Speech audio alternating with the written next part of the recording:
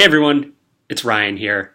I've got this beautiful piece of Resistance Fall of Man concept art behind me, and it's perfect because I want to talk about a story from R1's development to use as a reference for inviting you to join me for a special learning slash training session about how to leverage constraints in our workplace and actually use them to our advantage to create things that we may not have been able to without those constraints. And hopefully that sounds as exciting to you as it has been for me and my team, where we've actually been able to use this lately to create some great content.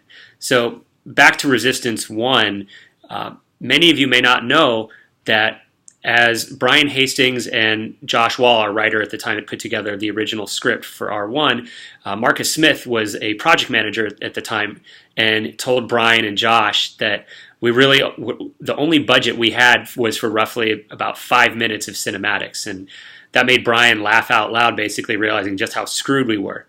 But then Brian used that constraint to his advantage, and he thought about, well, what could we do from a narrative standpoint that would really make a difference and would still elevate how we told the Resistance 1 story and explain the universe.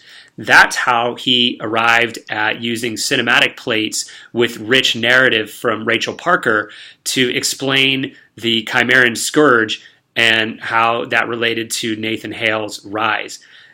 The constraint led to an opportunity for us to tell a deeper story in an innovative way.